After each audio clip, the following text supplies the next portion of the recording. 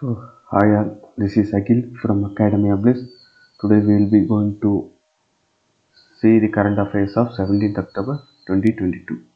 Okay, today we have a total of 7 topics, all are related to UPSC exam.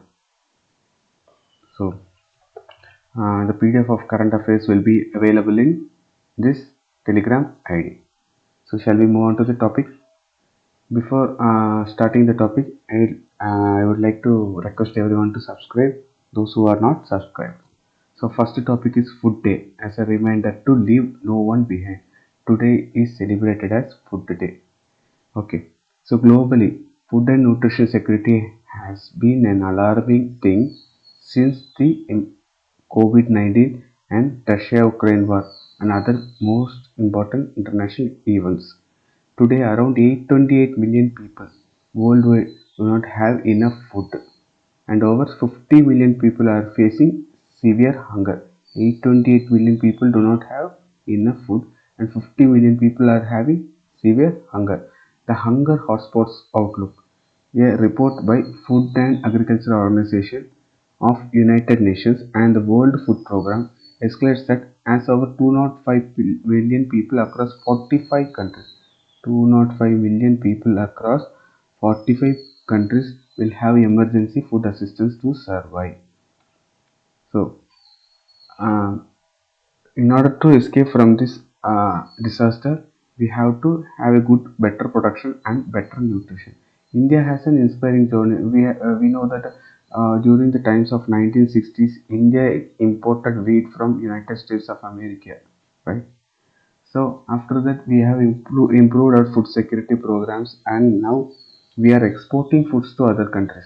During 2020, 21 to 22, it recorded that 49.6 billion in total agriculture exports, a 20% increase from 2020 to 2021. Within 1 year, we have increased about 20%.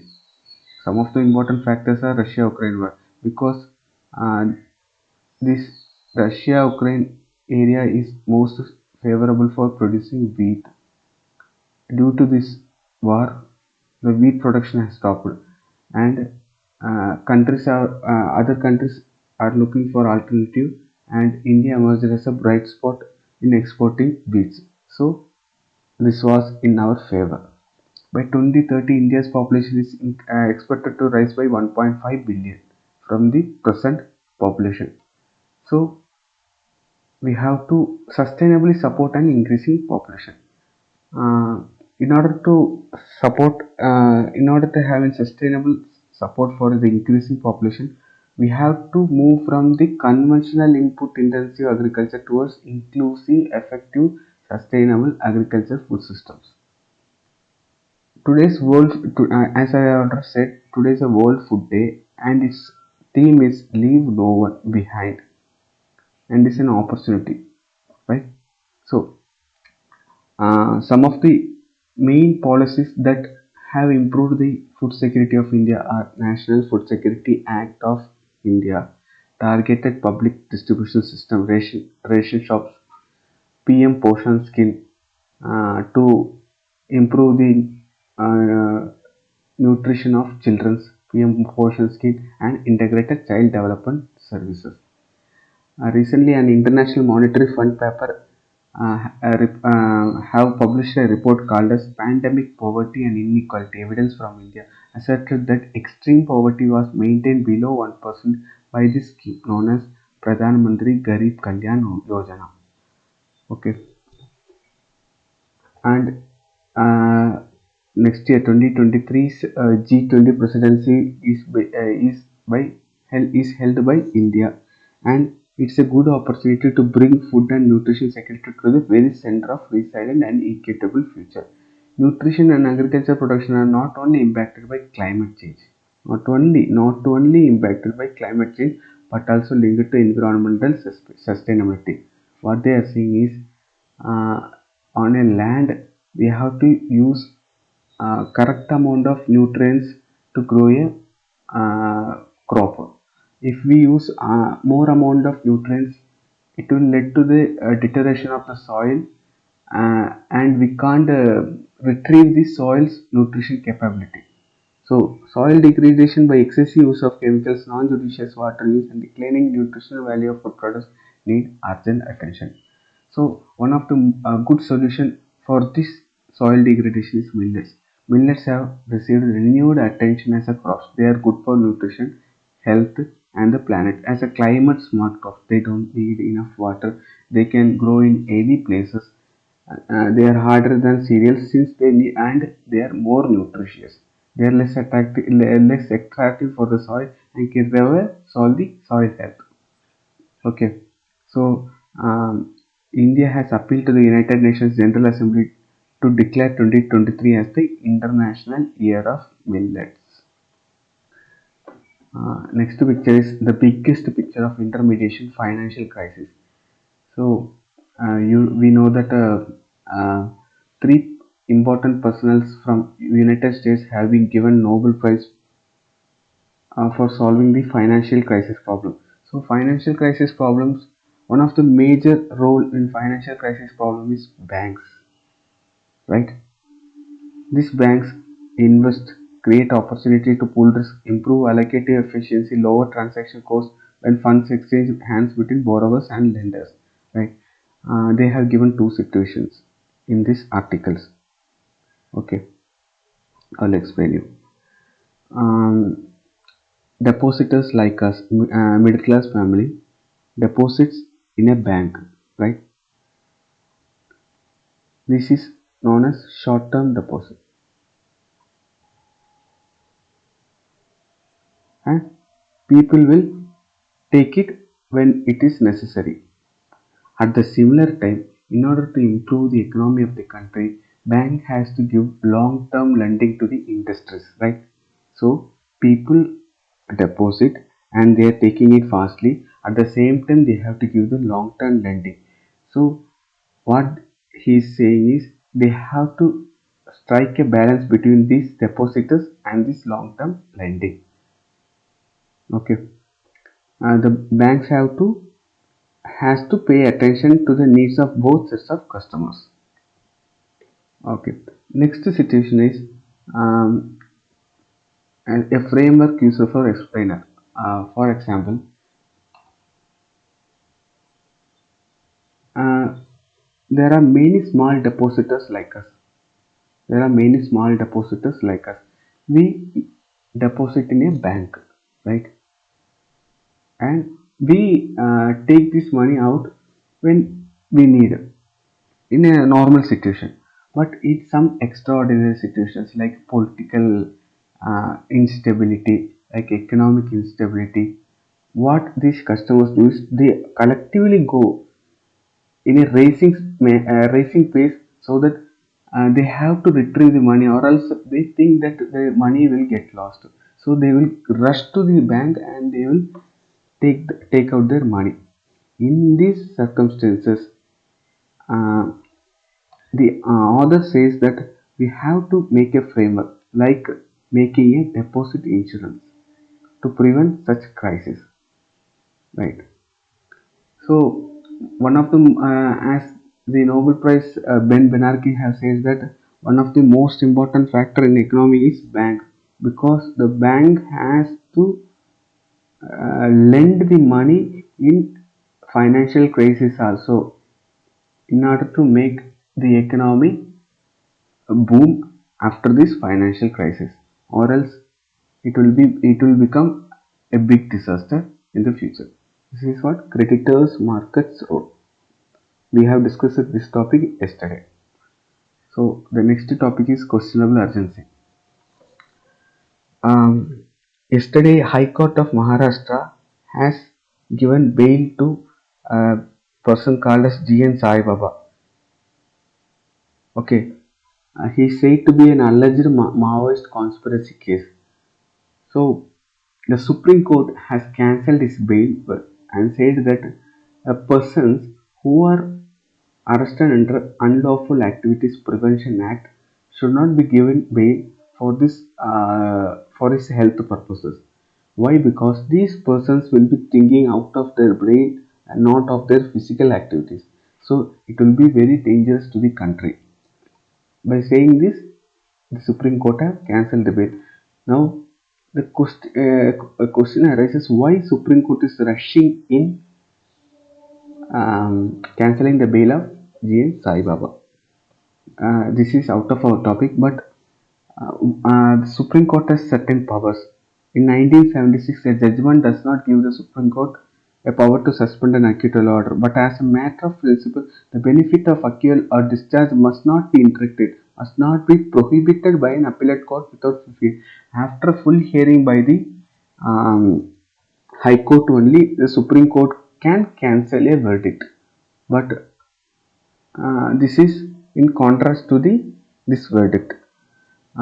Also, as a homework, you have to read 5 writs of the Supreme Court: habeas corpus,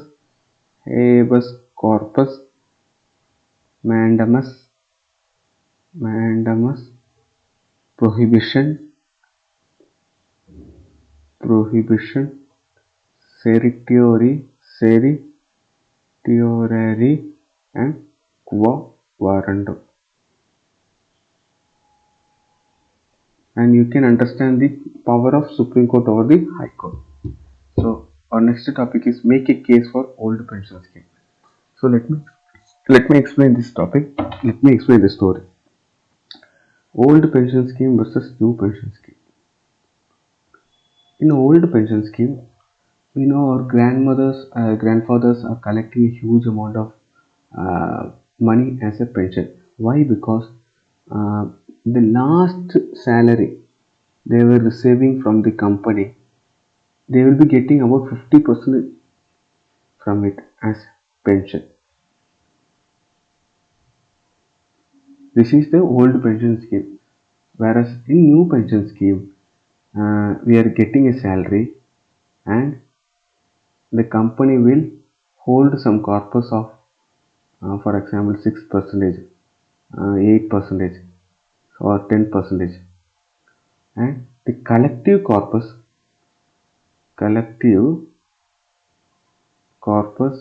will be given as pension after his or her retirement.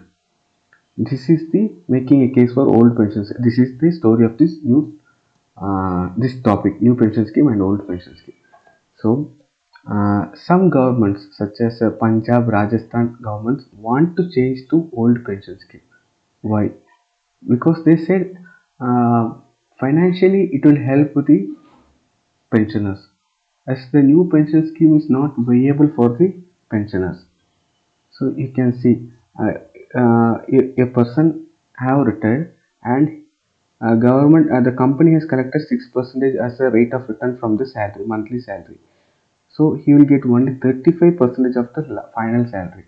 Similarly, 8% return 56%, 9% return 72, 10% is 93. Oh, but in old pension scheme, you will get 100%. Right. So we will be seeing next chart. Pensions are and what this article is saying is government can move to the old pension scheme itself. But the government is saying that this old pension scheme is not viable financially for the government because it has to give a lot of amount to the pensioners. Instead, this amount can be used for any constructive purposes. But the author has put out some points such as pensions as a percentage of revenue receipts and own tax. Um, during the when the government collects the tax, or when the government has taken the revenue receipt, it will have some amount of it will use the some amount of person amount. For example, a person is getting a salary of 100 rupees. Okay, from that 6 rupees is taken as pension amount, right? 6 rupees is taken as pension amount. So this 6 rupees will be used by the government for the constructive purposes. The pensions as a percentage of total revenue receipts. Pensions as a percentage of state tax revenue. Okay. So even the author is saying that we can improve the property tax because in India is lagging in property tax collection. Uh, among G20 countries, you can see some countries are getting some countries are taking lot of property tax, but India is only using meager amount. Okay. Similarly, revenue receipts as a state percentage of state GDP and pensions of revenue receipts. You can see state GDP is calculated by amount of manufacturing and amount of, so out of the total manufacturing. So uh, we can also compare it with the fact of how much pension amount a company is collecting, a total and total amount of pension amount a state is collecting, a collective amount of all companies in a state. Comparing it, India is collecting less, right? So also similarly, property tax is a percentage of GDP. During 2012, we are collecting a good amount of property tax, but due to populist schemes, again we have reduced our property tax collections. So this is this topic you can read and understand. This is what the story have to look. Chart 1, chart 2, chart 3. This is what they have said. Okay. So we will be moving on to next topic. Many challenges as India takes up G20 presidents. So this year president of G20 is Indonesia, right? Indonesia. And this year we have a problem of Russia-Ukraine war. So in G20, we can see countries like Argentina, Australia, Brazil, China, European Union, India, Indonesia, Saudi Arabia, South Africa, South Korea, Turkey. And in G7, you can see this collectively G20. These all countries also comes in G20 also. Okay, so in G20 we have Russia, also we have United States.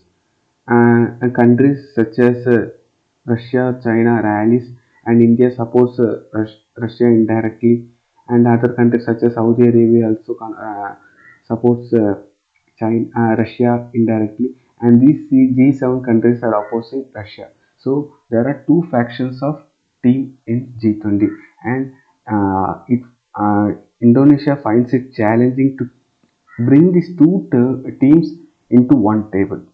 This is what the challenge of G20. And next year, 2023, India will be taking the presidency of G20, and India have to face the same problem what Indonesia have faced. So you can see the countries, which of the countries are in G20. There are three groups. Actually, there are two groups, G7 and G20. Before 2013, there was a team called G8, but Russia was expelled from this team and it was made to G7 and G20. All of the G7 countries were in G20, and it consists of 19 countries plus one European Union, right? So it was founded in year 26 September 1999 after the problem of Southeast Asia financial problems. So we'll be going on to sixth topic. Indian coal mines are severely underutilized. I mean, push for new ones. The government is planning to build around 99 new Indian coal mines. Okay, but the report suggests that our coal mines are only 2 by 3 utilized. Current running coal mines are only 2 by 3 utilized, and it has a lot of scope to improve by one third. So why should we have to construct new coal mines when we have a scope of improving the present coal mines? This is what this article is all about. Um, so you can study new mines can take the industry's old problems go away. The idea of expansion and opening new mines is today could intensify the sector's weakness and inefficiency. In future, coal mines are going to be stopped because of environmental problems. And if we start new 99 coal mines at this time, it is waste of our investment. Right? Instead, we can use the present coal mines to the full efficiency. Right? This is what this topic is all about. So we will see the next topic: public dashboards to track progress of remediation of legacy landfills. Under the program of Swachh Bharat Mission by Ministry of Urban Affairs, they have made a tracker to see how much these landfills are cleared. We have seen there are many landfills and it is piling up like a mountain, right? It is piling up like a mountain. Why? Because they are piling it up, but they are not doing the next step of remediation. Remediation means they have to take these solids and they have to convert the useful and they have to convert the non-useful into some other process so that the piling is stopped, but they are not doing it. Look, while landfills are only supposed to contain the remnants of solid waste after processing, the segregation and management were not carried over years, leaving a mountain of trash. Any waste that has remained dumped for over 3 months is considered as legacy. Legacy means I rise, the official said. So they are making a tracker so that the public can see what amount of files are there in that landfill and what amount of files are there in the landfill and what amount of files they have cleared so that it will be useful for good governance, right? So this is all about today's topic. You can look after the details thoroughly. Thank you.